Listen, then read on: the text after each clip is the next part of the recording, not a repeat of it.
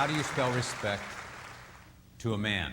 This is the foreign area. This is the uniqueness in some sense of what we're doing. This is the portion that has been somewhat overlooked. Dr. Dobson has indicated that he and many others have missed it.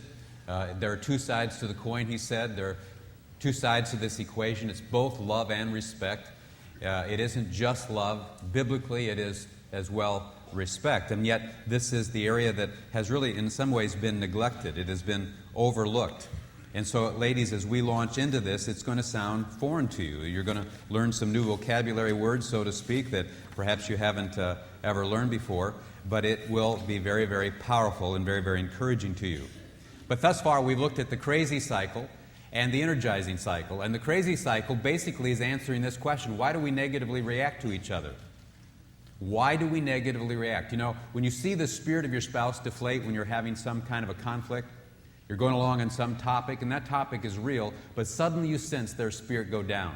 It's like you stepped on their air hose. They just deflate. They close off. At that point in time, though the topic is real, it's not the root. I believe in the majority of cases at that juncture, she's feeling unloved for who she is, right or wrong. And when you see the spirit of your husband deflate, he's feeling disrespected, right or wrong. I'm not justifying your wife, I'm not justifying your husband, but I am saying if you're married to a good-willed person, now you're at a crossroads. And it's so easy to dismiss them as childish, going, oh, brother, now what's your problem? You're so childish, you're so sensitive, it's all about you. It's so easy to pass judgment. Why? Because where they're vulnerable, I'm strong.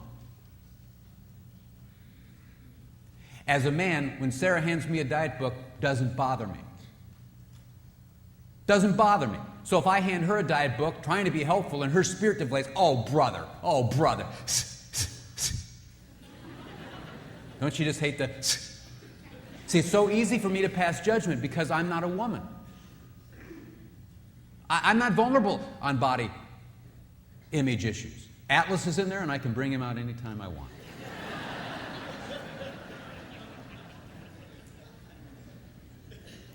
When she hands me the diet book, third one this year, and my spirit deflates, and she, oh, brother, look at you, can't believe it. See, but she doesn't filter it through her blue hearing aids because she doesn't have blue hearing aids. And she doesn't process the marriage book in any other way than to increase love. It's going to increase love. If we read this book, we're going to increase love. That's how she filters it through a pink world. To me, I'm going to lose face. It's just going to be one more message that I ain't making the grade. So my spirit deflates. It's so easy to pass judgment on another person who's vulnerable where I'm strong. And we have to come to a point as mature people where we say, you know what? My spouse isn't wrong. My spouse is just different. And it's wonderful when I begin to give grace to them at the point of their vulnerability. And I can even then at times make appeals to them. Look, all right, I'm vulnerable here. Maybe I shouldn't be. Maybe if I was mature, maybe if I was Christ-like, maybe if I was, whatever. I'm just telling you, it felt like you stepped on my air hose. Would you please step off? In fact, I want to just encourage you to develop something that may not feel comfortable at first. Like when we first rode a bike, we'd wobble and fall, But eventually you got on a bike and didn't even think about it. The first time you drove a 4-speed, the stick shift, and you found yourself on a hill, incline, having to stop. Remember pushing that clutch, bang, you went right into the car behind you, But now you can be on a hill, you can talk on the cell phone, do the radio, everything else, and still let out on that clutch, give it the gas, and go right on up. It's second nature. This statement right now is going to feel awkward, and some of you don't want to do it because it feels awkward, but there are tons of things that you've done through the years, typewriting, whatever it might be, that you didn't feel you could do at first, but now it's second nature to you. But to say to your husband, that felt unloving. Not you're an unloving beast, get off my air hose, you big fat elephant. No. Not particularly winsome.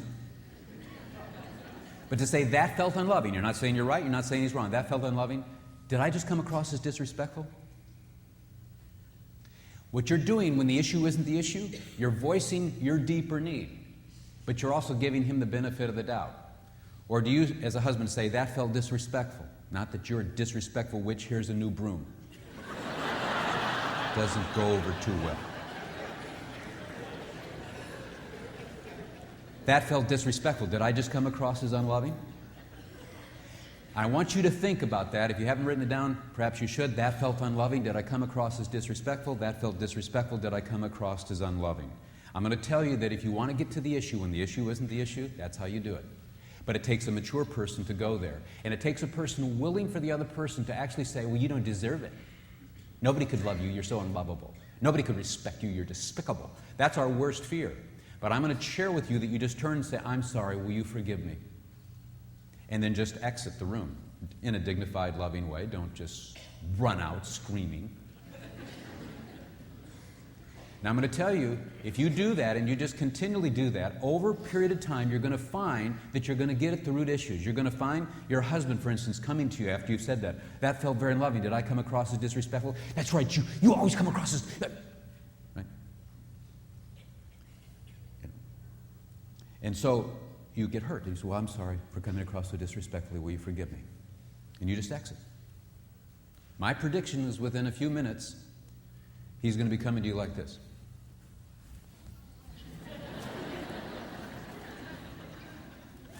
I'm sorry. What's for dinner?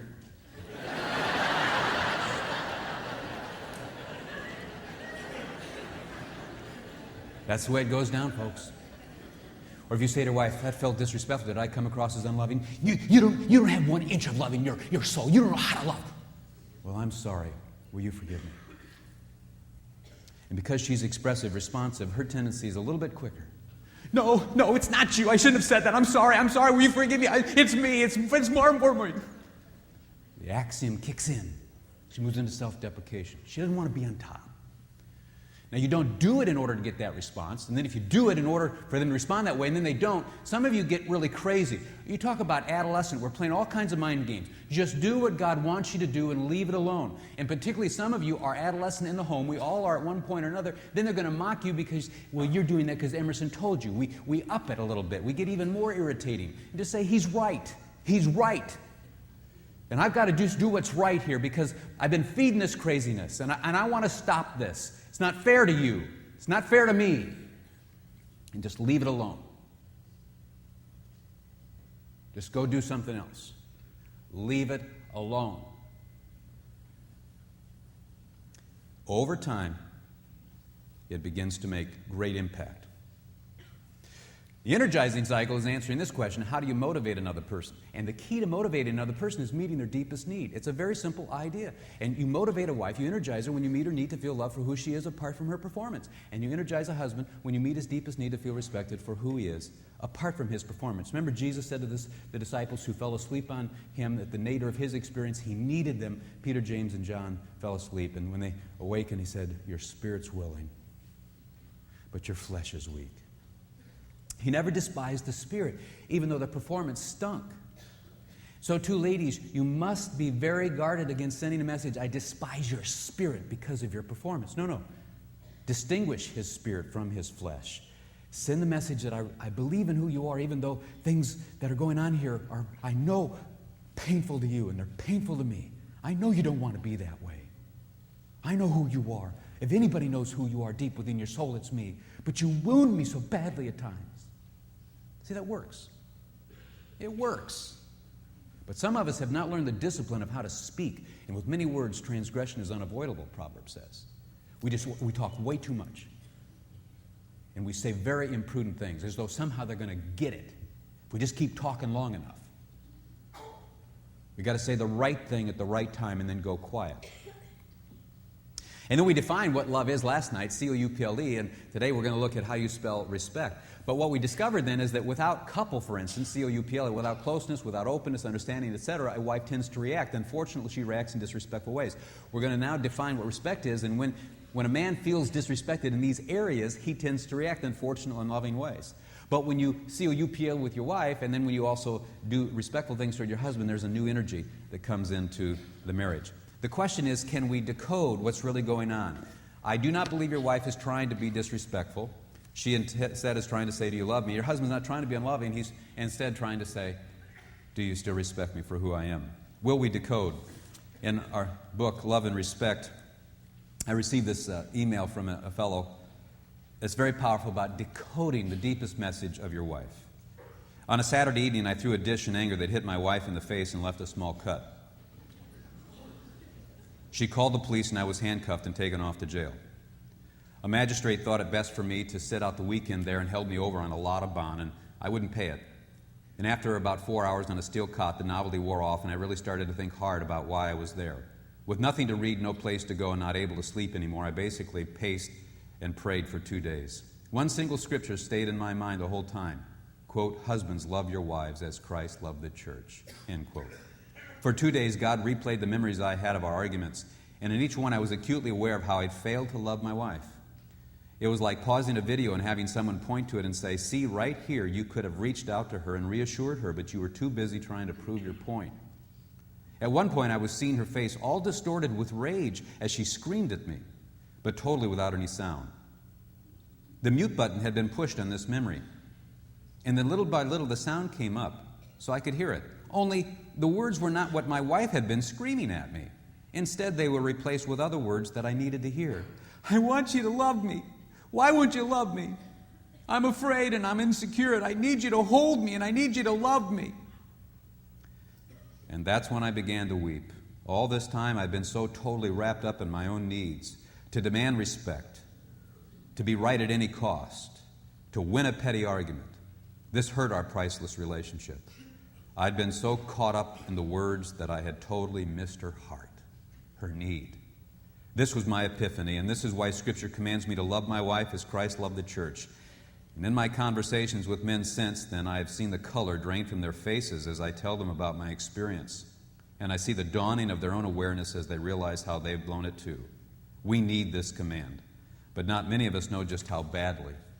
Anyway, God sat me down for 2 days in jail, took away all the distractions, and forced me to look at myself in a way I'd never done before.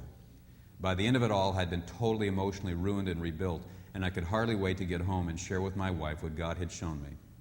My last evening in my cell, I was freer than I'd ever been.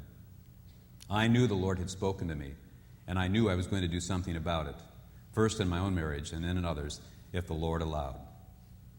And he goes on to indicate very clearly that he got pastor's approval, and they confirmed the changes, and today he's in the ministry. And what's interesting to me, we correspond, his wife was the first to contact me wanting to know more about how to respect her husband. And then in passing she said, "My husband has a class for men on how to love your wife." Well, I found that very intriguing. I said, "Have your husband tell me his story. I'd love to hear it, and I'll tell you a few things about how you can do respect, but have him tell me what he's doing with these men." And that's when he wrote this. He said this was the backdrop that led to him having this class. And what I found very intriguing, she never said one word to me about that dish in the face. I do not endorse violence at all. But there comes a moment when we see the deepest spirit of an individual. Where there is sin, grace abounds. Love covers a multitude of sin. And she believed in that man's spirit. And he's in the ministry today, serving other people. And she never once said anything about that. She did not incriminate her husband. I found that so intriguing. There was another email I got from a gal. That letter illustrates decoding your wife's deepest cry. She's trying to say, "Do you love me?" She's not trying to say, "I disrespect you," when she's crying out. This gal illustrates the importance of decoding in her husband. She said, "I attended your marriage conference in March. I spoke with you briefly after the Friday night session and told you that my husband had filed for divorce, but was giving me some mixed signals about possibly getting back together someday. He was a medical doctor. She was a nurse. They'd been married for 20 years. I'd asked him to come to the conference with me, and he'd refused. You had suggested to me that I see if he would listen to the tapes. Before I even brought it up, he knew that I'd purchased the tapes, and he asked to listen to them. The divorce was in the final stages, and he assured me that it would be finalized. From the very beginning, I had many people praying for the restoration of our marriage, and I continued to trust that if it was going to happen, it would only occur with God's intervention. Now, I don't know if it was the tapes or a combination of things, but after that, he began to draw closer to me and told me that he wanted to be part of the family. And then the third week in April, he called his attorney and called off the divorce, and last week of April, he moved back home. We've been married for 20 years, and our marriage is stronger now than it's ever been. Then she said this, "The issue of respect was a huge issue in the eyes of my husband and one of the main reasons that he left." See, she heard him say, "You don't respect me." But that's a marginal issue to women in this culture. All that matters is that we love one another, and if you would just change a little bit and love me a little bit better, I would outlove you. See, women are so sincere, they're not mean. And so what's happened today, women have taken this thing over. Men are voicing very clearly, you don't respect me, you're not showing me respect. And she just doesn't get it, so she dismisses it. And she says here, the issue of respect was a huge issue in the eyes of my husband, one of the main reasons that he left. She didn't get it. Then she said, once I saw how important it was to our entire relationship, it made it so easy for me to give my husband what he so desperately needed. The more I made him feel respected, the more he realized how much he loved me. We both had to go through many changes to get to the point that we are today, but we thank the Lord for making us walk through the fire and the trials in order to make our marriage what it should be. That's the energizing cycle. See, her respect motivates his love. Just as we said, no man feels fond feelings of love and affection his heart toward a woman he thinks despises who he is. So too, when a woman begins to give him unconditional respect toward his spirit, apart from his performance, he begins to have fond feelings of love and affection. It just is the way it is. Just as a woman doesn't respond sexually to a man who's harsh and angry.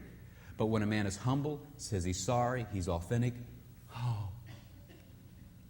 there's something that touches her spirit. It's the way God has made women. This is the way God has made men. Not wrong, just different. Now, how do you spell respect to a man? You've got in your workbook there that question, what is a wife's respect?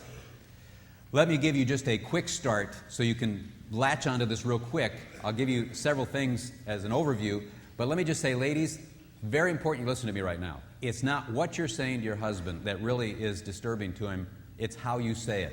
And women don't believe me when I first start in on this. You don't understand something. It's how you communicate that really quenches him and closes him off. He sees how you come across and he interprets that as disrespectful. Envision the last fight you had. I tell women, last fight you had with your husband, then afterwards go into the bathroom, shut the door, and reenact it as best you can in front of the mirror. And see how you're coming across. And ask yourself, is there any human being in his life who talks to him that way? All the research points that when your spirit is wounded and you're feeling in love, your eyes darken, the face gets sour, you mother and you scold, that finger comes out like this, you roll your eyes, you put your hands on your hips. There are a whole series of facial expressions, gestures. All the research points out that in a male's world, that sends a simple message. I'm using this topic as an opportunity to let you know that I despise you. That's what he's hearing through his blue hearing aids. Can you believe that? You're trying to speak, I need to be reassured that you love me. Sit down and talk to me right now. But he isn't hearing that. So one of the things we encourage women is that which I'm about to say or do going to feel respectful to him or disrespectful. And all you have to do is soften your tone. It doesn't mean you become a doormat. It doesn't even mean you move into absolute silence. There's only one criteria for doing that. When your husband says, stop preaching at me, he's a carnal unbeliever kind of a person, and only then do you move with quietness. We'll talk about that. But you can say anything to any man. Men banter and debate with one another all day long, but we do so with a twinkle in our eye. We don't do any of that. That sour look, the dark face, the skull, all of that is provocative, and we could get ourselves hurt. We learned that 9, 10 years of age. You just don't do that. We have an honor code. Just as you women do certain things that are loving, you would never do something that's unloving because you have a love code. We have an honor code. The problem, of course, is you don't do naturally what we do naturally, and the problem is we don't do what you do naturally. So we have this huge male-female difference. We have a pink and blue issue. And I'm going to tell you, it's your tones and facial expressions. So if you just soften your tone, come across respect. I want to say this respectfully. I don't know how to say this. I'm probably going to say this disrespectfully. Even just using the respect word will soften him. Just as he says, you know my family of origin stuff. You know my dad's anger. I got all this lack of love. I'm going to say something that's unloving. You don't deserve to be unloved. I'm just so mad right now. Help me do this right. Every woman I know will engage that. Because he's using love, love, love. She knows he's trying. So too, I don't know how to do this respect thing. I'm not trying to be disrespectful. I'm so wounded by this, but I know that I've stepped on your hose. I've been too disrespectful. I don't want to dishonor your spirit. That's not what God wants, but help me do this, doggone it. He'll engage that. But when we say, you're the most unloving woman anybody could ever be married. Nobody could love you, woman. Nobody could ever respect you. And you might be the avoidant types. That's volatile. The avoidance just look.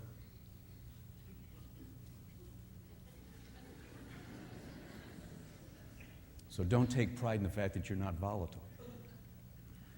In fact, as I pointed out, the avoidant couples can be even meaner. So whatever your form, if you're sending the message that they're not getting, you have to ask yourself then, is that what I'm about to say or do going to come across as loving or respectful? And if it does, in most cases, it's going to penetrate. Now let me give you an overview of this. 6 things we want to fill in the blanks on. What is a wife's respect?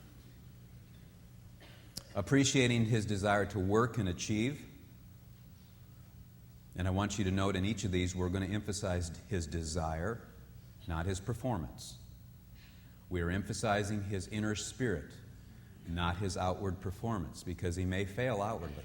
Get in tune with your husband's heart. Get in tune with his spirit. Get in tune with his deepest desires. That's his male nature. Because when you disrespect that inner man, you lose him emotionally. So appreciating his desire to work and achieve, appreciating his desire to protect and provide, appreciating his desire to be strong and to lead and make decisions. Now let me insert something here.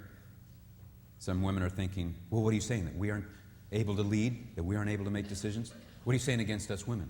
I'm not saying anything against women. But see, women again personalize things. What are you saying against us? I'm not saying anything against you because I'm saying something about your son. I'm not saying something against your daughter. But also let me insert something here on this point just to illustrate it. We've done the CEO Forum for Focus on the Family twice now, actually 3 times. Fortune 500, Fortune 100, and several women in this thing have Fortune 100, 500 companies. But these women have all shared that when they come into the home, they want to be feminine. So in order for them to be treated like a woman, they need to treat their husband like a man. And they need to get in tune that they are off the charts with leadership, but they don't manage their husband in the home. You know, Margaret Thatcher, the great Iron Lady in England, you know, the Prime Minister, she was asked once, what do you do when you go home at times? She said, I have a good cry with my husband. She wouldn't cry in front of Parliament, not that lady. But she wanted to be fully woman in relationship to her husband. And if she wanted to be treated in a feminine way, then she had to make a decision to understand that he had a need to be treated like a man. And if you've got spiritual gifts of leadership and administration and your husband's got the spiritual gifts of mercy, guess who can take over in the home? And you're going to begin to send a message to him that you don't respect him as strong, as a leader, as being able to make decisions. And you've got to make a decision at this point to understand that he has a need. It's not just about the decision, it's about the message he thinks you're sending him, that you don't respect who he is. Just as times there are going to be moments when even you're the strong female leader, you still want to be yielded. You still, women, even that femininity comes through, you just want to yield to him. You want to be held by him. You want to cry with him. If you want to be fully woman, then you need to understand that he has masculine needs. And you've got to make a decision.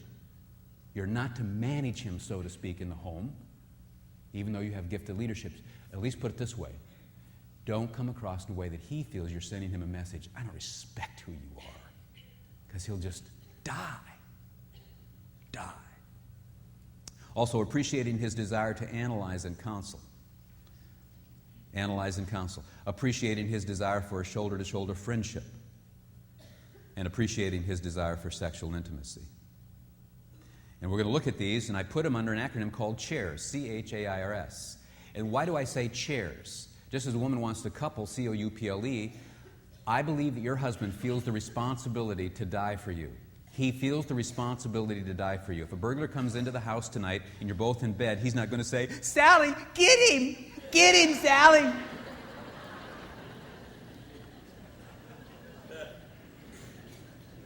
He feels that responsibility. He feels himself responsible before God to chair the marriage. He sees himself in that role. I'm not saying he's good at it. I'm just saying that's his self-image, and that'll be your son's self-image. Now, each of these letters represents a biblical teaching. Each of these concepts, C-H-A-I-R-S, illustrates something very, very powerful. I want to begin with C, and it's called conquest. Doesn't that sound romantic? Conquest. Appreciating his desire to work and achieve. Listen to Genesis 2:15. The Lord God took the man and put him into the Garden of Eden to cultivate and keep it. Again, Genesis 2:15. The Lord God took the man, this is Adam, and put him into the Garden of Eden to cultivate and keep it. This is in paradise. Is Eve created at this time? Yes or no? No, she's not around. So why did God create Adam? He created Adam to work in paradise. What's the first question that every man asks another man when they meet for the first time? What do you do? It's called the instrumentality of the male. Men have to have an instrument in their hands. You know, in fact, they've had a little girl stand in front of a mirror like 5 years old, and they're videotaping her. She doesn't know it. There's nothing else in the room other than this floor-length mirror. And for 100% of the time, she'll talk to herself in the mirror.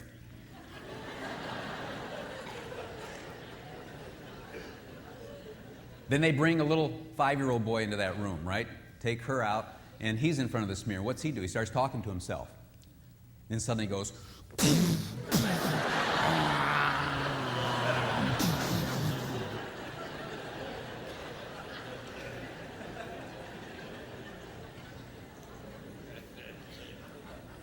we're back to the ceiling fans. You can put a little boy out on a pile of dirt and he'll watch those bulldozers for 2 hours. Little girls are running through the airports with dolls under their hands, not little boys. There's something within our nature that God has done something. And it's not wrong, it's just different. And God has designed men to be in the field. He's designed women primarily to be in the family. Men are cursed in the field by the sweat of your brow. She's cursed in the family by pain in childbirth and tension in her marriage. Why? Because this is where in the field you receive honor and glory and significance. But all glory is fleeting and there will never be perfect respect. And in the home, this is where love can be derived. But paradise is lost. That you'll never have the perfect Thanksgiving meal, the perfect Christmas meal, the perfect marriage, the perfect family. Paradise has been lost. In fact, Eve had paradise, but she wanted more. It's called the insatiability of the female. You're never satisfied. And in part, God has put that within you to motivate toward the ideal. But if you're not guarded and prudent, you will become a bitter, disillusioned woman. And women are divorcing 2 to 3 times more than men are because we in the church are guilty as the culture of saying, you deserve to be loved romantically, sentimentally, perfectly, week by week. And that, my friend, is not a biblical teaching. The Bible says if you marry, you have not sinned, but you will have trouble. Sin has entered, and love is to cover a multitude of sins. You cannot have a sinless relationship. I'm not endorsing sin, I'm saying you must endure sin. It is crucial that we come to a point that we're realistic. I will not have full significance. That's why a lot of men, 2 years after they retire, they die, because their whole life was predicated on what they did in the field. And that's why so many women are disillusioned at the end of their life when their family and marriage has fallen apart. And they're on medication unbelievably in this culture to soothe the pain of feeling that they have failed. But God is saying, I want to speak a word to you. That you've taken a course that you didn't need to go. But back to the idea of the man, he derives a sense of satisfaction and significance in the field. And guess what? Genesis 2:18, God said, it is not good for the man to be alone. I will make him a helper suitable for him. So he creates Eve, and she comes alongside and believes in what he's doing in the field. She comes alongside and believes in that and admires that. And I'm going to tell you, in courtship, when you used to sit in that restaurant, he would talk to you about his dreams, and you would just affirm that. Women are affirming individuals. You're the ones who throw the parties and celebrate. 7th grade girls like to get their cheerleading outfit and be on the side, and they cheer the boys on. They just love cheering. They like cheering. God has put that within your heart. And you cheered him during courtship. But then 3 children later, and he's not loving you, and you are no longer the cheerleader. And something has happened in his soul. And he doesn't know how to get it back. Missy says to Stu, I'm sick and tired of you choosing work over the family. You get up early and come home late. You don't care about me or the kids. Yes, I got your message about your promotion, but I don't care. This is all about you. It's always about you. You seem to have fun all day long and give me very little of yourself, and when you are home, you fall asleep watching TV. I'm fed up with this existence. We never talk. You always find time for what is important to you. You need to make me feel more important. Well, I'm thinking about going back to school, and you're going to need to support me in this. We're talking about this tonight. Right now, you need to pick up the kids from their lessons, and you need to take the check over to Molly Maids because I forgot to pay them for cleaning because I stayed too long at the athletic club today. You talk about spinning on the crazy cycle. Bam, bam, bam. You're saying something to him, and you can be at a PMS moment and justify it, pre-murder syndrome. I mean,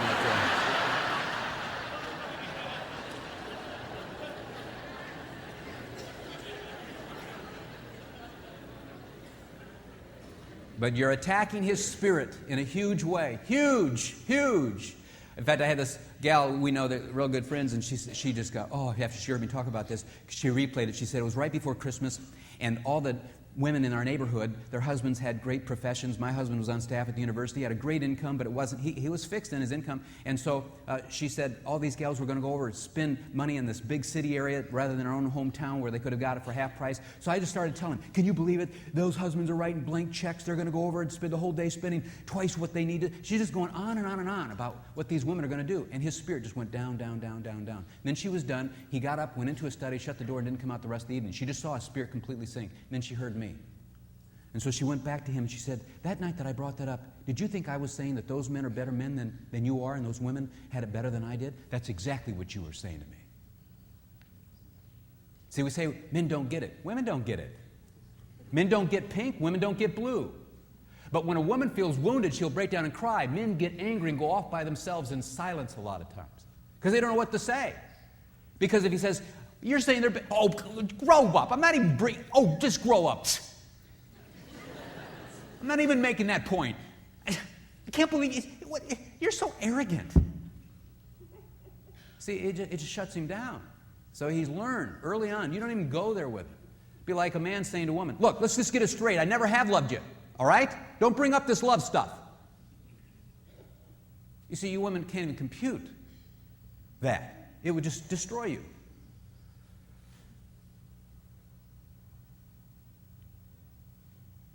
In fact, some women are saying, but, well, we want to have a career, we want to work. Well, I'm going to share with you, your husband feels a call to the field. He doesn't see it as an option.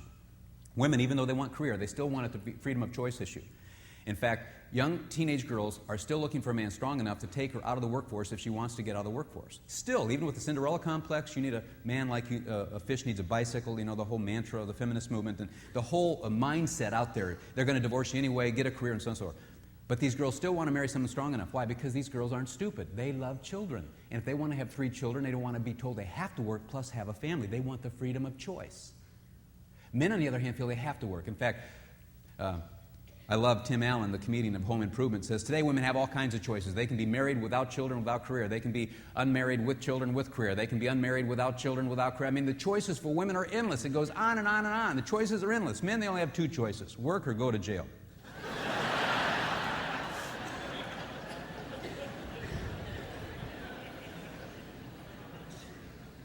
Now, here's what you can do. Just send him a note. Just write him a little note. You know, I was thinking of you that you have to work. I just want to say thank you. That's all you have to do. That isn't romantic to you, I understand. That doesn't make sense to you. But I'm going to tell you, that can be very deep. That's all you have to do. Thank you for working. I don't think I understand the dog-eat-dog world that you're in. I don't think I understand the pressure that you feel and the comparisons that are made to you. Thank you for providing. You watch what happens. Don't put a pink heart.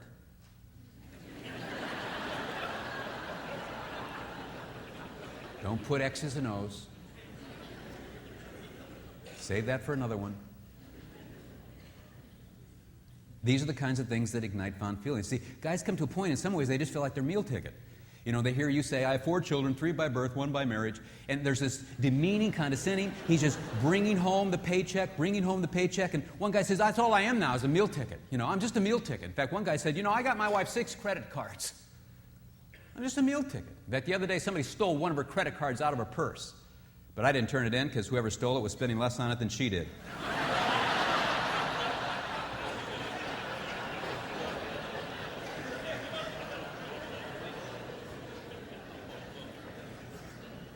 So is he reacting in ways that feel unloving to you? Could you, prior to, send a message, I don't respect your desire. I don't respect something about your spirit. You didn't intend to. We're not talking about intentions. He's not intending to be unloving either. You're not intending to be disrespectful. But when you step on somebody's air hose, when they're vulnerable, these unintended messages, and if you see his spirit deflate, just say, that felt very unloving, your reaction as you walked off. Did I say something just prior to this that was disrespectful to you? Watch what happens. Watch what happens. Watch what happens. Very, very powerful. So, C is conquest. H is hierarchy. Isn't this romantic? Hierarchy. Hierarchy. His desire to provide and protect and even die. Deborah Tannen, the great linguist, says this in her book, You Just Don't Understand, Women and Men in Conversation. Having done the research that led to this book, I now see that my husband was simply engaging the world in a way that many men do, as an individual in a hierarchical, there it is, hierarchical social order in which he was either one up or one down. Men see themselves in terms of rankings. Look at the business arena, CEO, vice presidents, managers. Look at the military, the 4-star general, 3-star, 2, colonel, on down, majors, sergeants, so on and so forth. You see it in the government, president, vice president. That reflects the male psyche. We function very well as long as there's mutual honor and justice. But when there's dishonor and unfairness, you've got revolt. But men come to a point where they say, he's a 10-talent man, I'm a 7-talent man. I don't want all his responsibilities, but if this 10-talent man says to the 7-talent man, I can't do this job without you, man, I need you. Don't ever leave me, because they'll all know I'm a failure. I need you. And then what can I do? Are you compensated well here? I have 2 commitments, to honor you and treat you justly, because if I lose you, everybody's going to know that you were behind this thing. Will you talk about loyalty, service, and dying? We come to a point where we function extremely well in that. We don't always like to be second sometimes, but we come to a point where we say, that's okay. In fact, I love this role, and that's all right. And we function with high energy. But see, we are hierarchical. So when you confront your husband to connect, sit down and talk to me, sit down. He hears you confront to control. He thinks it's one up. He says, quit picking a fight. You're just provoking me. Leave me alone. Why are you doing this? And you're just trying to connect. You're trying to couple. And he thinks you're trying to chair things to wear the pants. And that's why you say you're just going to do what you want to do anyway, and you just always want to wear the pants in this family. And you think, wear the pants? What are you talking about? What planet are you from? I can't believe you talked to me this. You talk about confusion. Both are coming at it from pink and blue. But I'm going to tell you, your husband feels a responsibility to provide for you, to protect, and to be that umbrella of protection over you. It's a huge feeling that he has. Women and children first. Yes. We die. 1 Timothy 5:8 says, if anyone does not provide for his own, and especially for those of his own household, he is denied the faith and is worse than an unbeliever. That's how men view other men. We see this as a responsibility, not as a right. But you know, the feminist movement, though they're good-willed women in that thing, and they're intellectual women, they have seen this attitude in men that's really, truthfully, a sense of responsibility. They've read that as a sense of right. You men want to dominate. No, men want to be responsible. You see it as a right. No, we see it as a responsibility. I've never had any meeting where men says, isn't it great that we have these rights? That has never gone down as a conversation. Men don't even process it that way. I'm telling you, there are 2 different cultures. The culture of women and all the talk that's going on, and the culture of men. And they are not the same. Men just don't think in those terms. They just feel like we must be responsible, and if we aren't, we're viewed as irresponsible. That's just the way it is in our world. That's why the headship idea has become so provocative to some women. Ephesians 5:23 and 24. For the husband is the head of the wife. What does that mean? As Christ also is the head of the church. Whatever else it means, it must include and be restricted by whatever Christ is in relationship to the church. But then notice what it says. He, Jesus himself, being the Savior of the body. What's he talking about? He dies. What does it mean to be the head? We die. This is a responsibility, not a right. Headship is a responsibility. Why can't we understand what the Scriptures mean? And we have people telling us that it means a right. It does not mean a right. And men don't process it as a right. Women process it as a right because you see an attitude of independence. And especially when he feels disrespected, he gets stubborn. And you see him trying to dominate and shut you off and try to control you. But that isn't where it's coming from. He's trying to send a message, I don't feel respected by you right now. He's not thinking, I'm going to control this woman. Your son is going to do this toward your daughter-in-law. Mark my words. I know what I speak is truth. He's a good-willed boy who's going to react this way and be completely misinterpreted and misunderstood if we don't change the course. E.V. Hill, the great African-American pastor, Jim Dobson was interviewing him, and he recalls when he was first a pastor, they just had started, he and Jane were in the ministry, and they were really struggling. And he came home one night, and as he came into the house was dark, and he comes into the dining area, and there's candlelights and the dinner. And Jane is standing there smiling at him. He says, "What's going on?" "I thought we'd eat by candlelight." "Hey, great, I'll wash my hands." So he goes into the bathroom, flips on the lights, and they don't come on. So he goes back to Jane and says to her, the lights didn't come on. And she starts crying. "You work so hard and we're trying, but it's pretty rough. I didn't have enough money to pay the light bill. I didn't want you to know about it, so I thought we would just eat by candlelight." And Dr. Hill described his wife's words with intense emotion. She could have said, "I've never been in this situation before. I was reared in the home of Dr. Calavas, and we never had our lights cut off." She could have broken my spirit. She could have ruined me. She could have demoralized me. But instead she said, "Somehow or other we'll get these lights back on. But tonight, let's eat by candlelight."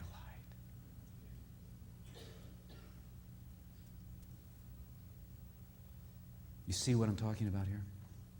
Men are extremely vulnerable and sensitive to certain things that you women are clueless about at times. I did a company, they had their 6 vice presidents, and the president, they asked Sarah and me to come do a private conference for them. During the intermission of one of the times, one of the vice president's wife came up and said, "We got a story for you. We just built this wonderful new home. One of my wife's girlfriends, kind of a distant friend, but a friend, wanted to take the cook's tour of our new home." So we said, "Sure." She said, "Can I bring my husband over?" I said, "Sure." So we were halfway through the tour, coming down the steps, when suddenly this wife stops at the steps, turns around, puts her finger in her husband's chest and says, "You need to get a second job." And stomped right on down and went into another room. The husband was absolutely devastated. They saw him turn white. His spirit just sank. And on the way home, I'm going to tell you, when he's driving, he's going to say, "I can't believe how you hurt me in front of those people. I just can't believe it." He's not going to do that. He's going to white-knuckle that steering wheel. He's not going to have sex with a drill instructor for 6 weeks. He's going to get angry. And, of course, she's going to start videotaping right there. And take the videotape to the pastor, to the counselor, to her mother, to her sister, and all her girlfriends. "See how he treats me? See how he treats me?" And I'm getting emails all over America. They start telling me this story right there. They start filming in pink. "This is what he does to me." And I said, "Man, he is irrational. He just does that?" "Well, no. I said, "Tell me, did anything happen prior?" And women will always tell me, because they're not mean, and they're really not trying to hide anything. They just don't take it seriously. They think he should understand, he should be big enough and tough enough. For heaven's sakes, he's 6'3" and 214 pounds.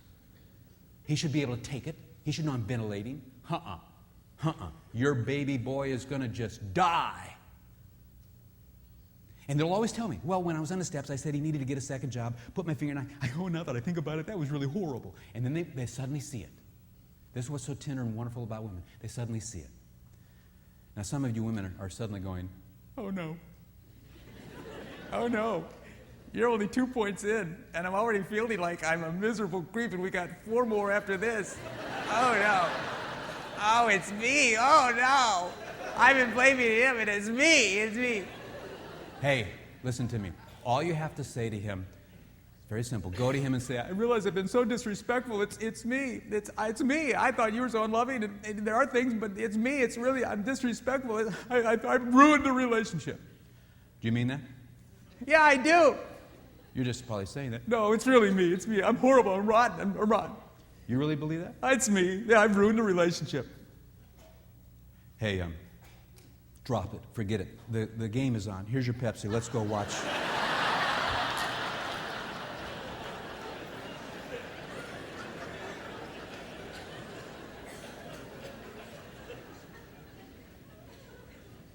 So you're not married to a man who's as loving as you, but you're married to a man who's honorable. You're not married to a woman who's respectful as you, but you're married to a loving person. And we have to come to a point that God intended that to be a compliment. God's not pink, God's not blue, God's purple. When you put pink and blue together, it's purple, the color of royalty. God created us in His image. Male and female, He created. That really tickled you that it's purple. Yeah. Didn't know. But God created us that way, to complement, to ultimately reflect His image. Not wrong, just different. And coming to a point where some of you ladies realize you're married to a man of honor. He doesn't have to say, "We need to talk about this tonight and tomorrow. What did you mean when you said this back in 1983 when you didn't respect me? And you had that stupid green sweater on that I didn't like." He doesn't even go there. He can't even remember that decade. Just drop it, forget it, let's move on.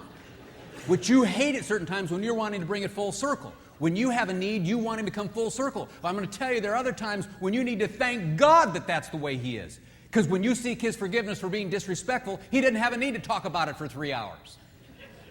He didn't want to talk, which is something you criticize him for. But you have a strength there. And every strength has a backsided weakness. You got to see that everything that irritates you also is an incredible gift. Every rose has thorns. You've got to come to the bigger picture, and when you do, you can roll with this a little bit more. Yeah, it hurts us, it offends us, but see that there's some deep nugget of wisdom that God has given to you in this moment of irritation. There's got to be a rose here somewhere, because I just got pricked by a thorn.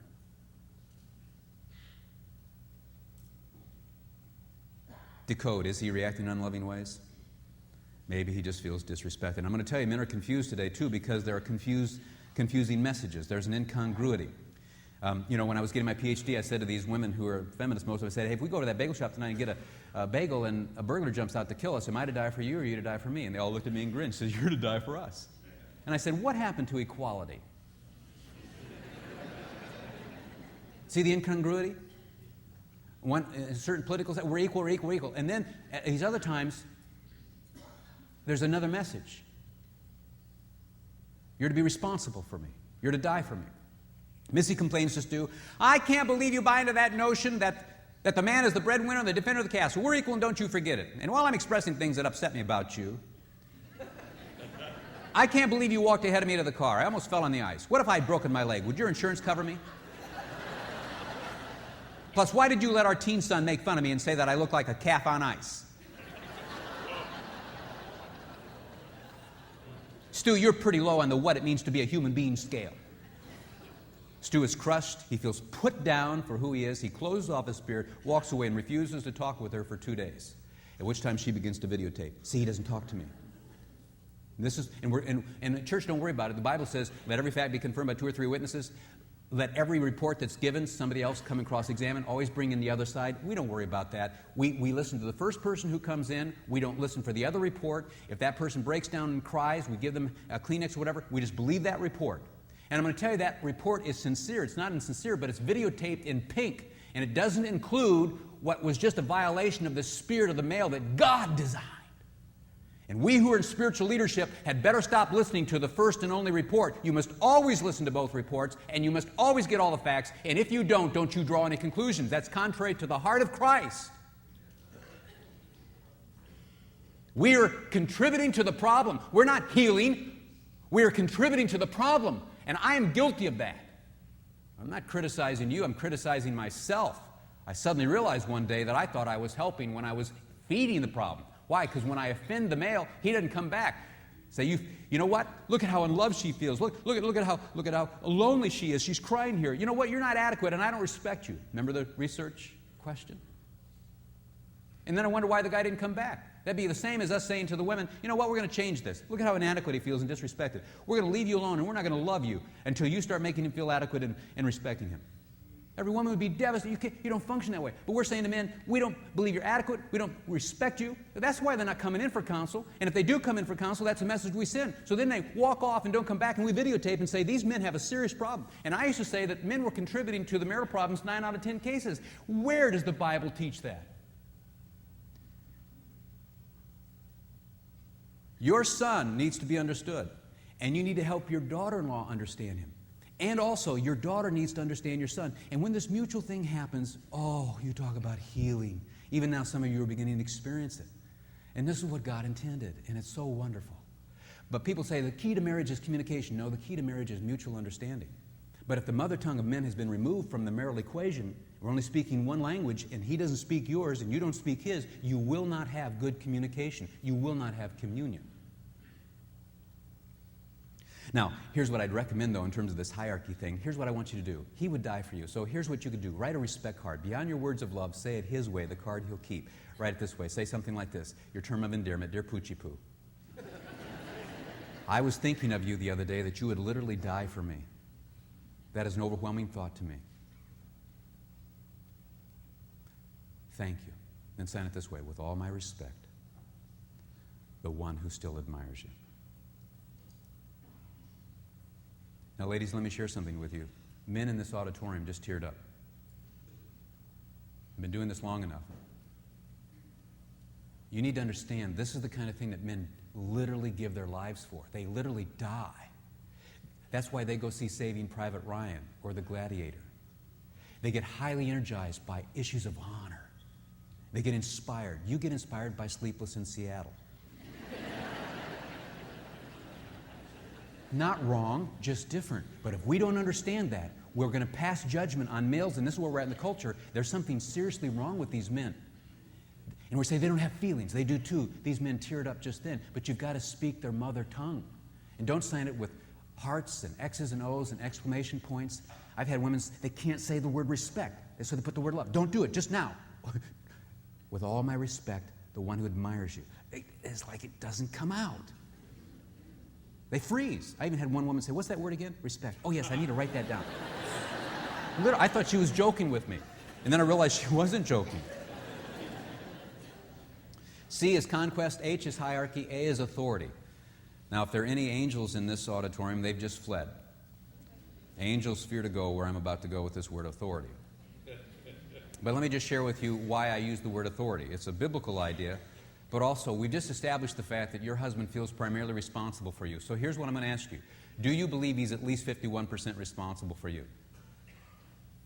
If you don't, if you just take an egalitarian position, we're 50-50 responsible, then don't expect him to necessarily always open the door for you and be nice. That's why the feminist movement is trying to be consistent and why it can be sexual harassment in a business if a man opens a door for a woman. I mean, they realize the logic of their system has to go all the way. That's why they're pursuing women in combat. They know that the philosophy of their system has to go toward absolute equality. But there's a real discomfort with that because there's a recognition that there are some differences. So we're at an interesting point. But you're going to have to decide, are you an absolute egalitarian? If you are, then you don't have to listen to me. You can sleep. But if you're here and you believe that your husband is responsible to die for you tonight if a burglar comes in, and I'm going to tell you, the responsibility to die for somebody is no small issue.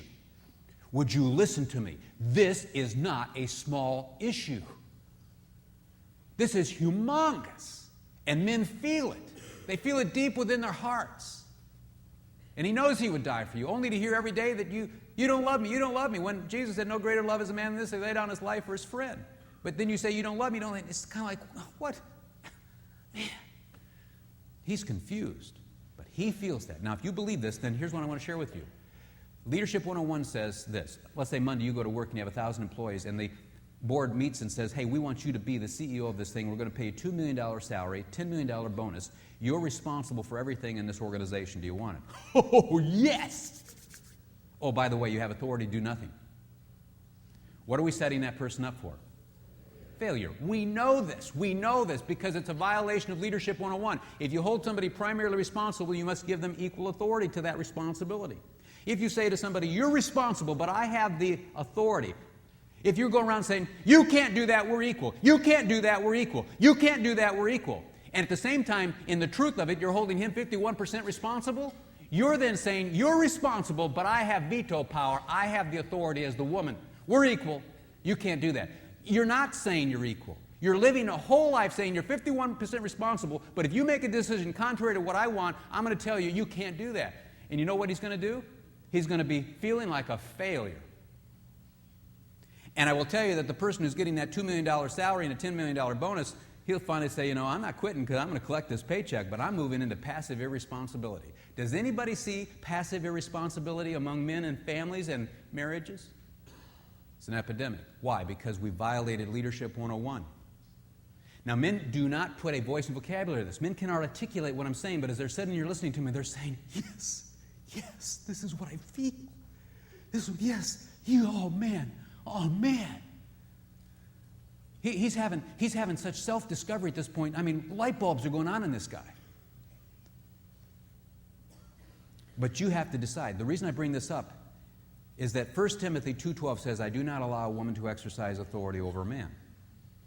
And women today say that's a sexist comment made by some chauvinistic apostles in the first century that doesn't apply today. Or could that be from the heart of Abba, which they said came from the heart of God himself, who loves you? And also, we know from the best research, women don't want to exercise authority over men. They want mutual deference. And I don't care if we go to New York to Florida for our vacation. I just want us to be happy as a family. Women, I don't care what decision we make. I just want us to be happy. Women are much more involved with relationships and process. They don't want to wear the pants. That doesn't turn them on at the end of the day. That's not what they want. So that's not what you want anyway. You don't want to exercise authority. What you don't want to be is him to exercise authority over you that doesn't take your needs and the family's into account. And what's interesting today, women aren't upset about the dominance of the male. They're really upset about the fact that men are not the spiritual leaders. What's really upsetting women across America is he's not the spiritual leader. He's not taking the spiritual initiative. Why? Because you sent him a message that he's responsible, but you're in control. And every time he went to the plate and he didn't do it, you critiqued him. Why? Because you tried to be helpful and it was rooted in fear. I understand that. He doesn't. And so he just quits because he feels you're setting him up for failure, that you're almost putting him out there so that you can criticize him. But that's not what my heart is. I know that. When he gets angry, he's not trying to be unloving either. But it doesn't make any difference if he gets hangry and harsh and he's not trying to be unloving. If you feel unloved, he's got to make an adjustment. It doesn't make any difference if you're rooted in fear and just trying to be helpful, but you're coming across as saying, you're responsible, but I'm in charge, Buster. And if that's how he's hearing you, I'm going to tell you he's going to shut down on you. He'll just shut down on you. Should he? No. We can have the moral ought all day long. He ought not, he ought not, he ought not. I'm just telling you that's the way God's designed him. Well, what can I do? Just go on record. Here it is, as simple as this. Just say, wow, what Emerson said was mind-boggling.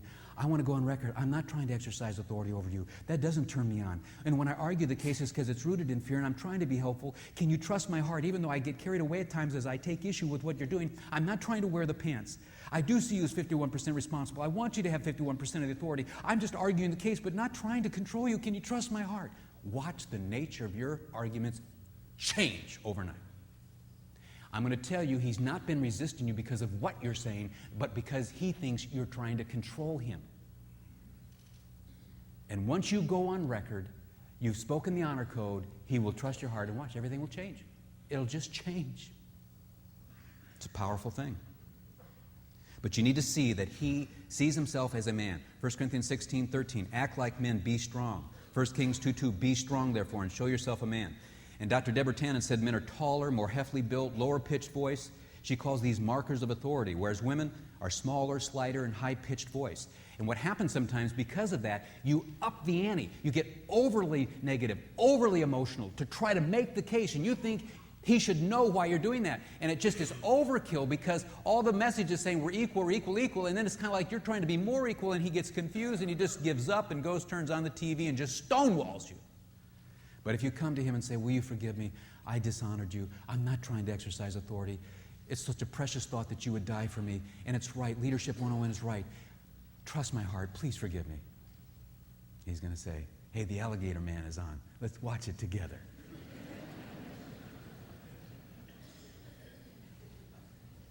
And I just recommend that you do what Sarah and I have done. We decided when we got married that I would make all the major decisions, she would make all the minor decisions. And that's worked great since 1973. We've not had a major decision yet.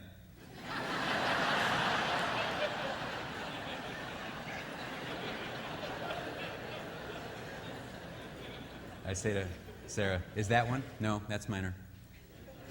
Is that a major? No, that's minor. What about this one? No, minor.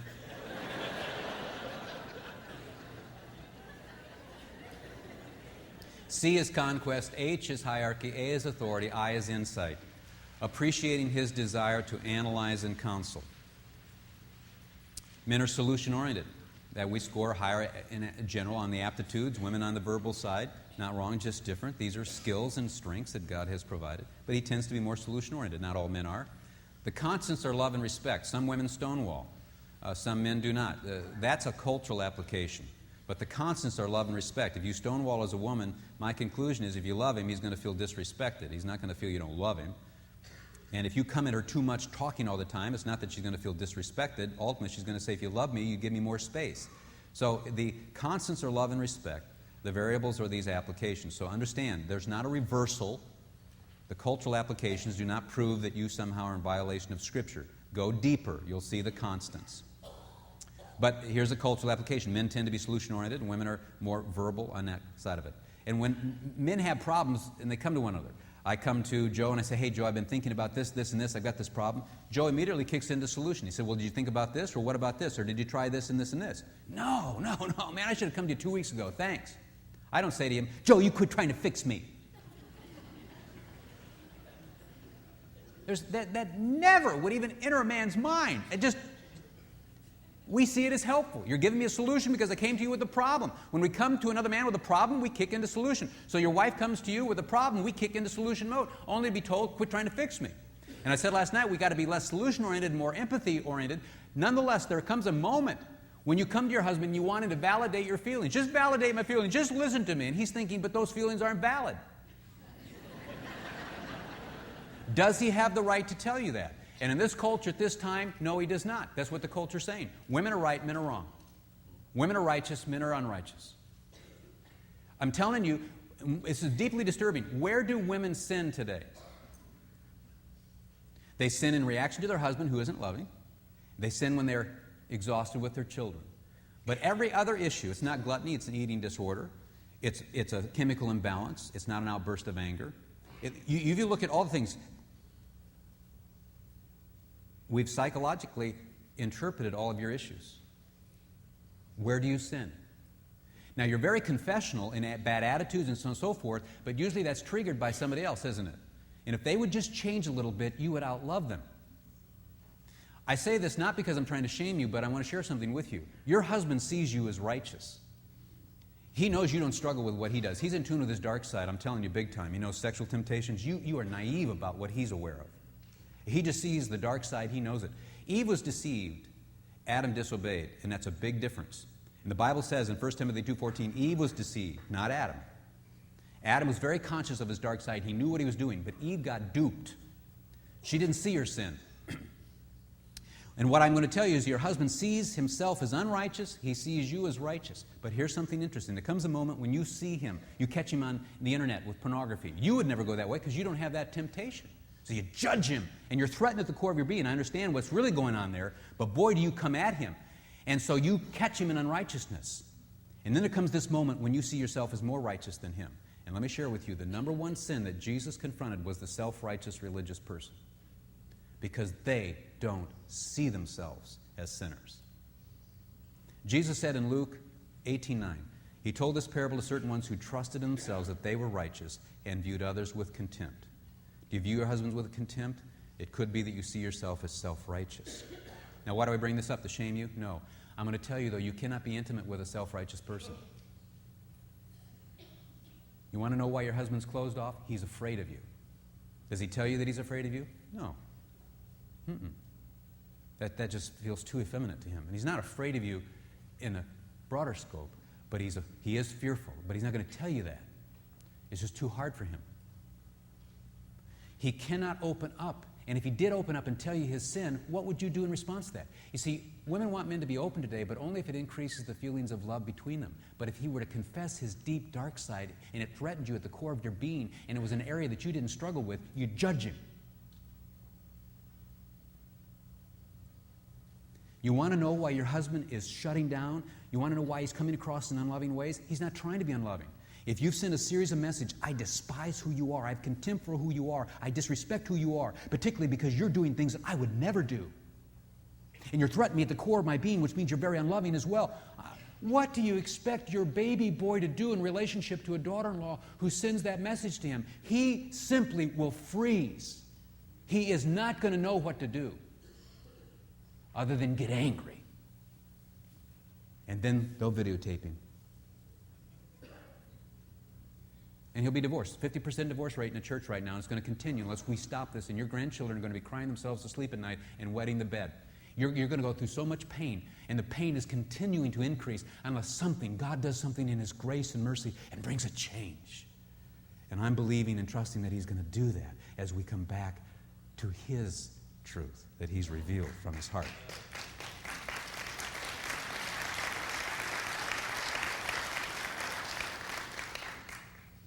Diane confessed she mentally put down her husband. She mocked his ideas and his reactions or responses and secretly made fun of his opinions. One day when she visited him at his office, she was struck by the tremendous respect his co-workers, his secretary, and his boss showed him. She shared how she got a knot in her stomach when she heard a man who was older and more experienced than her husband say yes to him. And she was both frightened and ashamed when she saw how his young secretary looked up and admired him. When I got to the car, she said, I started crying. The thing that disturbed me most is that I was judging him not because of his actions or because he isn't a good husband, but because he wasn't what I wanted him to be. From the book, Beloved Unbeliever. Now again, if you're feeling, oh wow, just turn to your husband and say, will you forgive me for having dishonored you? I now see how God made you, and I've wounded you. It was rooted in fear. I panicked. Emerson's right. I never intended for this. I was hoping for your strength, that you would be the mature one to be able to understand my deeper cry, but I realize you too have your vulnerabilities, but you just freeze up. I hope at some point you can forgive me. Now, gentlemen, I'm going to ask you, if she goes there, that you do the honorable thing. And you're going to bring such incredible healing to your relationship. A joy is going to come back to your relationship that you thought was lost. And in nanoseconds, it'll come back. God didn't intend this to be complex. We're the ones that make it complex. But ladies, I just say, guard against an attitude that says he has no insight. I preached for years, you had intuition that he needed to listen to, and I believe that, but we've fallen off the horse on the other side. He too has insights. Will you permit him to share those insights at times? He has issues he wants to contribute. He's there to serve you and help you. He won't be necessarily as sensitive. He won't be necessarily as loving, but is he speaking truth to you? Is he speaking truth? You'll have to decide that. But if your husband wants to speak truth, then value his input. Value what he's saying. And watch what happens. You want him to be the spiritual leader, but then if he contributes something outside of that environment, you say to him, I don't want to receive it. So he just thinks, I'm not going there, man. This is too disrespectful to me. It just deflates me too much. But guard against a self-righteous attitude. Hans and Gretel. Gretel says, Hans, we're fighting and bickering way too much. And I've been thinking. I think we need to pray to the dear Lord to take one of us to heaven. The one causing all the problems. So Hans, you pray that he take one of us, and I'll pray that he take one of us, so I can then move in with my sister. Guard the attitude there, Gretel. Guard the attitude. So C is conquest, H is hierarchy, A is authority, I is insight, R is relationship. Relationship shoulder to shoulder. The shoulder-to-shoulder friendship. He married you because you loved and liked him. Song of Solomon 5:1. God calls this couple friends, O lovers. I love it. Friends, O lovers. What I call lover friendship. God describes that couple as friends and lovers. Your husband married you because he thought you'd be his companion, his friend. And then she says about her husband, he's wholly desirable, in verse 16. This is my beloved, and this is my friend. There was a time when you said, we're best of friends, and he saw you as his companion. But after marriage, it's been kind of documented that as those 3 children come, as you move into exhaustion and the PMS issues, there are a lot of chemical things that do happen. I don't discount that at all. But a negativity comes over you. You know, women want the relationship to be more positive. Men want it to be less negative. It's true. That's just the way it goes down. That's the way it goes down. And so in the home, you become unfriendly. That's why Titus 2 says the older women are to encourage the younger women to love their husbands and love their children. But that Greek word is not agape, as we pointed out. That is phileo. That she is to be friendly toward her husband and friendly toward her children. You ask the children, does your mommy love you? Yes. Does she like you? No, not today. We've been bad. Now notice it says you're to phileo your husband. That's the Greek. It didn't say fillet him.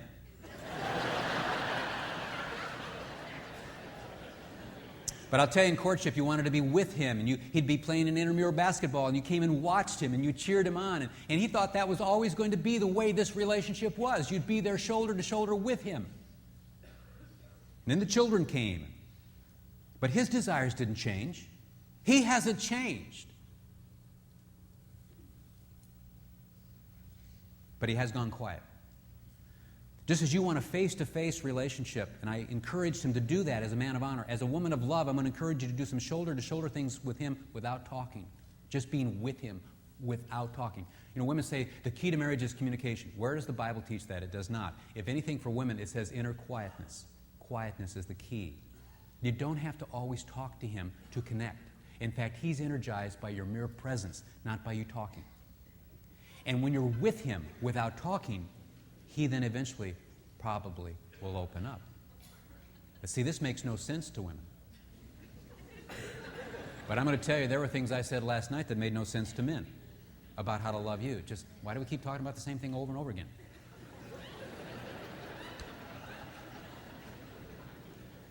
Dr. Deborah Tannen did an interesting research. She had two 20-year-old women who were best of friends, two 16-year-old girls best of friends, two 12-year-olds, and two 6-year-old girls. And these were dyads, they called them. They were best of friends. And they would bring these two into a room. So she just brought the two 20-year-olds into a room, and there were two chairs, and that was it.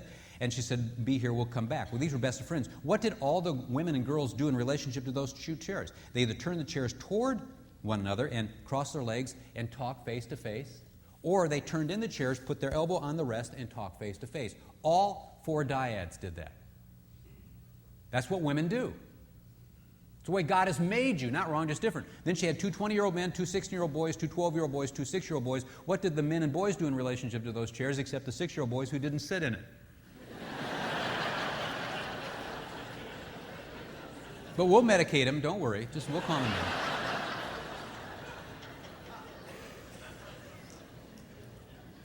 The men did not move the chairs, just sat looking straight ahead and periodically would look at one another and talk. Now, these were best of friends. Periodically talk. And then, who had the most intimate of conversations, the men or the women? The 16-year-old boys did. And Dr. Deborah Tannen and her crew were stunned because the boys hardly even said anything as they sat there. And then periodically, one would turn, and if you turned off the audio, you wouldn't know they were having a conversation. You turn on the audio, and what the one said to the other was so transparent, so revealing, it was unbelievable. But he didn't say a lot, and he didn't look a lot. But what he said was very transparent. You know, women have this idea that relationships have to be based on how they want relationships. That's why when guys go hunting, they go 3 days north, hunt, come back, and then the wife says, well, how was your time with Bob? Good. What'd you talk about? Nothing. You didn't ask Bob about Mary's pregnancy? Mary pregnant? Anyway.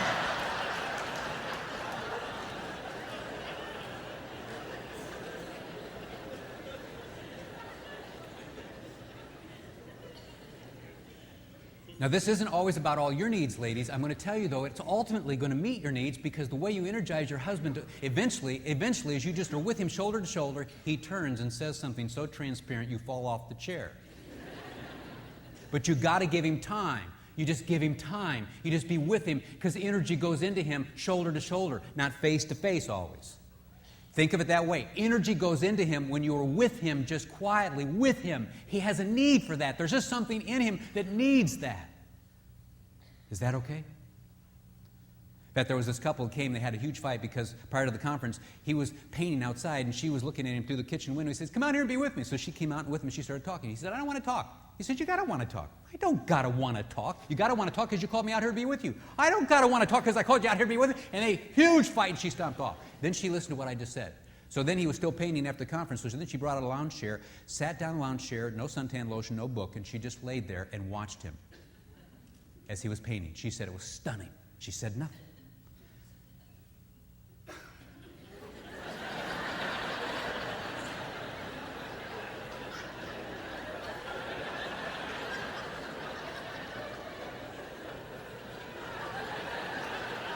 For 45 minutes, she sat there. And then she got up and she said, that energized you, didn't it? He said, oh, you have no idea. And she told me she had no idea. She just could not. You're going to hear Sarah in a few minutes tell you some stories that are going to blow you away. This works, ladies, but you got to take it by faith.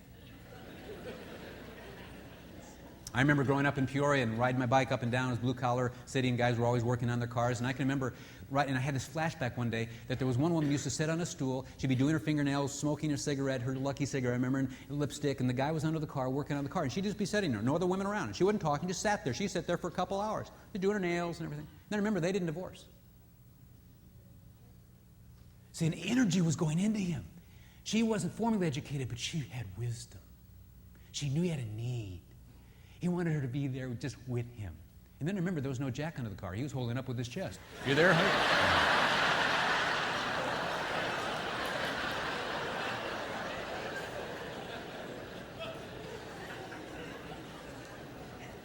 Decode. Is he reacting in unloving ways? It could be that he's feeling disrespected. You just don't like him.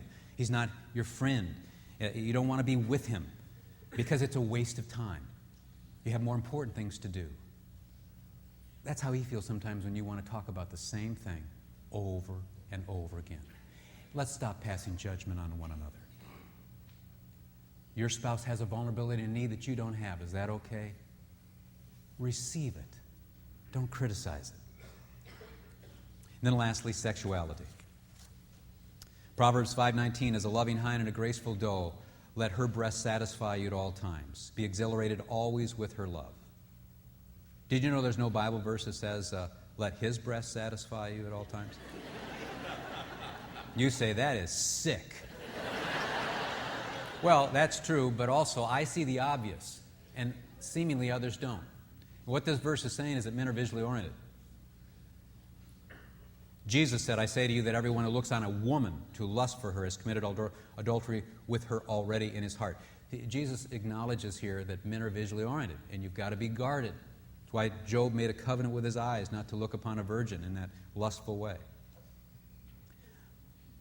But I'm going to share with you that your husband has a need for sexual release in the same way that you have a need for emotional release. And Paul says in 1 Corinthians 7, stop depriving one another except by agreement for a time that you may devote yourselves to prayer and come together again lest Satan tempt you because of your lack of self-control.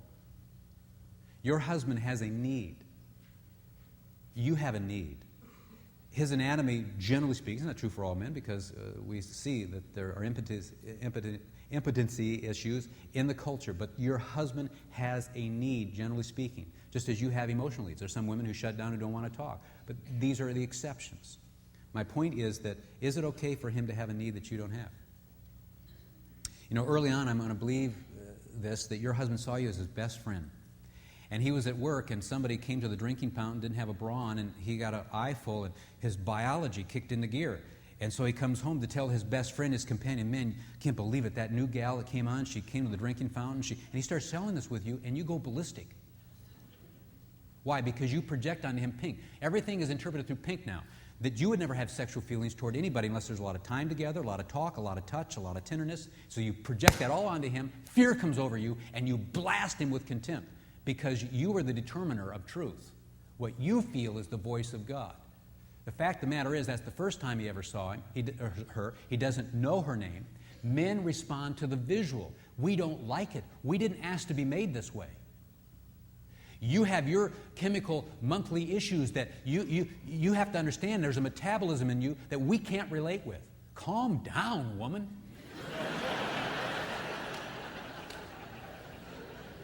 So we can fire at one another all day long, and we can do so as long as we're only looking at it through pink and blue. I love judging you based on blue, and you love judging me based on pink, but we better start looking at it through purple.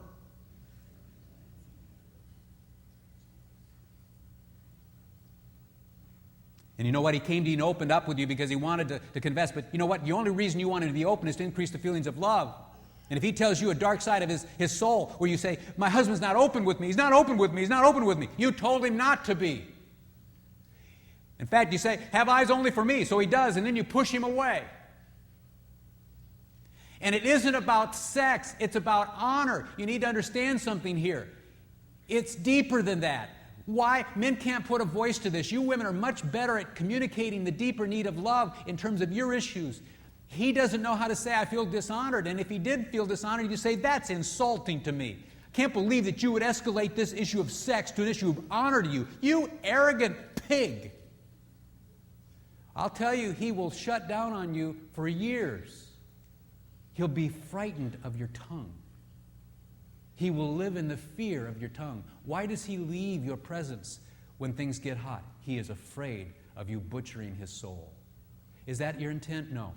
And gentlemen, I'm going to tell you, that is not her intent. So, and women are good at making confession, and she will receive it. Do not. Now, here's something very important. Some of you are at a point in your relationship where you feel it's already over with. And you know what you're going to do? You're going to take this information, and you're going to not only punish your spouse, but you're going to seek to kill their spirit. I remember praying, and I've said to the Lord, I'd love for you, Lord, just to judge that person quickly who does that. But I can't pray that way, Lord. So I'm just going to appeal to your deeper nobility. Please don't go there. Just go quiet. You can take this information, you can actually take truth and kill the spirit of your spouse. Please don't go there with this. If your wife then gets tender toward you and you're at a point where you're saying, yo, good, I'm going to pay her back. Because I've been counseling people through the years, and there's a percentage of them, they have only one mission now. and that's to inflict pain upon their spouse because they feel they've been wronged. I'm now going to pay them back. And you're actually going to take this information and butcher them. And not only that, then people are going to use you as an example that will prove why this teaching is not of God and why it's not right. You will be the one who will discredit my ministry. And you will undermine what I'm seeking to do because I cried all those years with my mom and dad in conflict, and I'm trying to bring healing, and you will discredit this message. So the only thing I can do is appeal to you, please, just go quiet. Just don't say anything anymore. But back to the sexual thing, this medical doctor was not a believer, his wife was, and the Lord was beginning to speak to her because she wanted to connect with her husband emotionally. She wanted to connect spiritually. And he wanted to be sexual with her, but she refused sex because not until he talks to me, not until he meets my needs, until he starts loving me, am I going to respond to him sexually. But the Lord began to speak to her because she was a believer. And the Lord said, I want you to minister to him. I want you to be sexually intimate with him. No, Lord. He's got to meet my needs first. Then I'll respond. I want you to minister to him. Stop depriving one of except by agreement. He's got a dollar sign on his chest. He's good looking. All the women, all the nurses are coming on to him. He's making big time money. You need to understand he's vulnerable. And over a period of time, she fought the Lord. But finally, she then said, and she told me, I just relinquished. So she said, I began to minister to my husband. I sought to honor him by meeting a need that he has that I don't have. He had a need for sexual release in a way that I didn't. So I began to minister to him. And then she said this to me. We laid there in bed and he wouldn't shut up.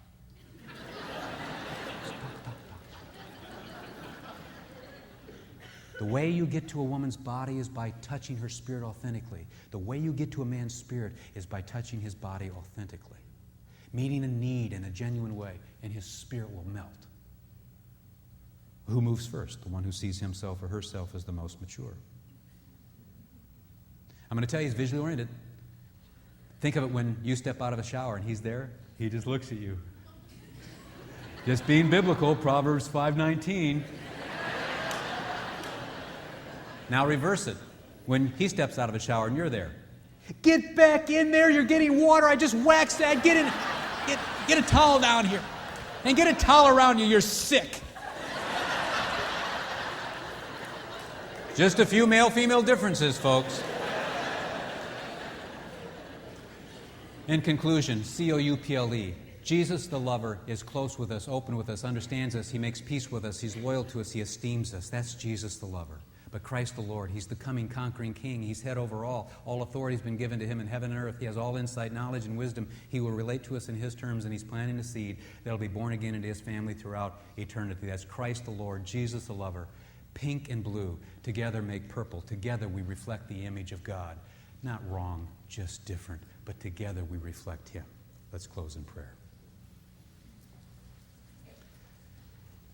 Father, we thank You for the truth of Your word.